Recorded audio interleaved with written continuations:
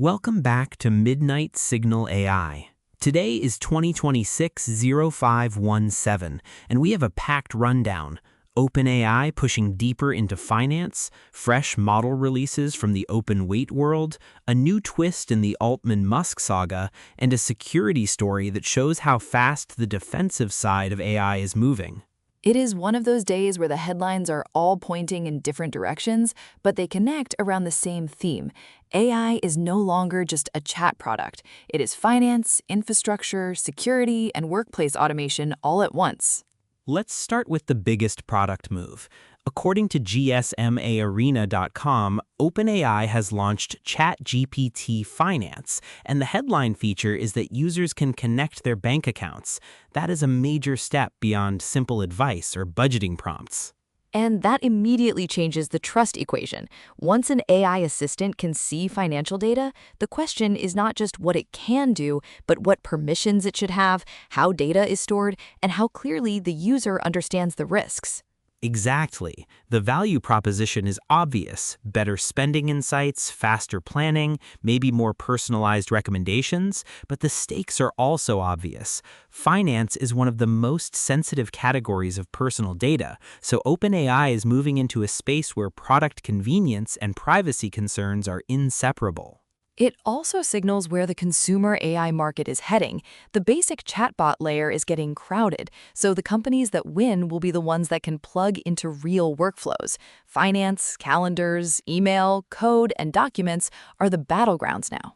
Staying with OpenAI, Analytics Insight reports that ChatGPT Pro users can also link bank accounts for finance planning. So this is not just a one-off feature announcement. It looks like OpenAI is testing a broader financial assistant strategy across its premium tiers. That tiering matters. It suggests OpenAI is trying to separate casual use from higher trust, higher responsibility use cases. If you're asking an assistant to help manage money, the company will want stronger controls, clearer disclosures, and probably a more explicit value exchange. Speaking of OpenAI, Let's Data Science reports that ChatGPT and Codex are being consolidated under Brockman. Organizationally, that sounds like a cleanup move, but strategically it matters because it brings the general assistant and coding workflows closer together. That could reduce fragmentation. If the company wants developers to move fluidly between chat, coding, and agentic tasks, having those products under a more unified structure makes sense. It's also a reminder that internal org charts often hint at product direction before the public notices. On the model side, Interconnects AI published its latest open artifacts roundup, and it's a busy one. Gemma 4, DeepSeek V4, Kimi 2.6, MiMo 2.5, GLM 5.1, and others. The open model ecosystem is not slowing down, it's broadening. That breadth is the story. Even when one model doesn't dominate the benchmarks, the ecosystem keeps producing alternatives for different languages, costs, and deployment needs. For builders, that means more choice. For the frontier labs, it means more pressure to keep shipping. And there's a counterpoint from MSN, which says DeepSeek's long-awaited new model fails to narrow the US lead in AI. So while the open model field is active, the global race is still very uneven at the top end. Right, and that's important because people sometimes treat every new model release as a leap forward by default. In reality, the gap at the frontier is about more than one benchmark. It's about scale, reliability, ecosystem, and the ability to turn research into durable products. Switching gears to the legal and governance side, Crypto Briefing reports that Sam Altman testified Elon Musk demanded 90% of OpenAI. That's a dramatic claim, and it keeps the founding conflict around OpenAI in the public spotlight. It also shows how much the history of OpenAI still shapes the present. These disputes are not just personal drama. They affect how people think about control, mission drift, commercialization, and who gets to steer one of the most influential AI companies in the world. Sky News also reports on the final moments of the Altman versus Musk trial as the jury decides the fate of the AI titans. So this is moving from testimony and headlines into actual legal consequence, which could have long-tail implications well beyond the personalities involved. And even if the court outcome doesn't redraw the industry overnight, the case itself matters.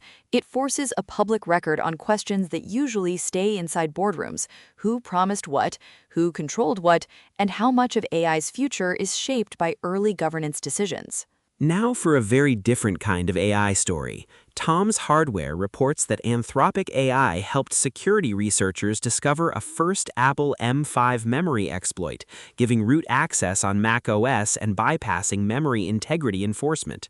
That's a serious finding, and it highlights AI's role in offensive and defensive security research. This is one of the clearest examples of why security teams are using AI so aggressively. The same tools that can help attackers probe for weaknesses can also help defenders find them faster. The challenge is that the speed advantage cuts both ways. ETV Bharat has a related report saying Anthropic's Claude Mythos helped crack Apple M5 security within a week. The key point isn't the branding, but the workflow. AI is becoming a force multiplier for vulnerability discovery, and that changes the timeline for patching and response. Exactly. In security, days matter. If AI can compress the time it takes to identify an exploit, then vendors and defenders need to compress their own response cycles just as quickly. That's a race, not a one-time breakthrough. On the policy and access side, GuruFocus reports that OpenAI has partnered with Malta for free ChatGPT Plus access. That's a smaller headline than a model launch, but it matters because it shows governments and AI companies experimenting with public access programs. Those partnerships can serve multiple goals. They can boost adoption, support education, and make a country look more AI forward. But they also raise questions of dependency, procurement, and whether broad access actually translates into meaningful economic gains. Fortune has a striking quote from Microsoft AI chief Mustafa Suleyman. He gives it 18 months for all white-collar work to be automated by AI. We're not treating that as a prediction to bank on, but it's a useful marker of how aggressively some leaders are thinking about the trajectory. It's a bold statement and maybe intentionally provocative. Still, the broader message is hard to ignore. Even if full automation isn't around the corner, a lot of white-collar tasks are already being reshaped into smaller, AI-assisted workflows. The real question is which jobs get redesigned versus eliminated. And that ties into the national review piece, Other People's AI, which is less about a specific product and more about the cultural and political tension around who benefits from these systems. AI is increasingly being debated not as a tool, but as a source of power and ownership. That's the right framing. The conversation has moved past whether AI is impressive. Now it's about who controls the models, who gets access, who bears the risk, and whether the gains are broadly shared or concentrated among a few firms and investors. So if we zoom out, today's stories all point in the same direction. OpenAI is expanding into finance and reorganizing around product lines. Open models are multiplying. Security researchers are using AI to find real vulnerabilities. And the legal fight over OpenAI's origins is still very much alive. And the bigger backdrop is that AI is moving from novelty to infrastructure. That means every new feature has consequences: privacy, governance, labor, security, and competition. The interesting part is no longer whether AI matters, it's how fast each sector can adapt to it. That's our signal for today. If you're tracking this space, the next few weeks will likely keep blending product launches, courtroom drama, and security research into one very fast-moving story. And that's exactly why these daily check-ins matter. The details change quickly, but the pattern is consistent. AI is getting closer to the systems people rely on most. Until next time, keep building, keep questioning.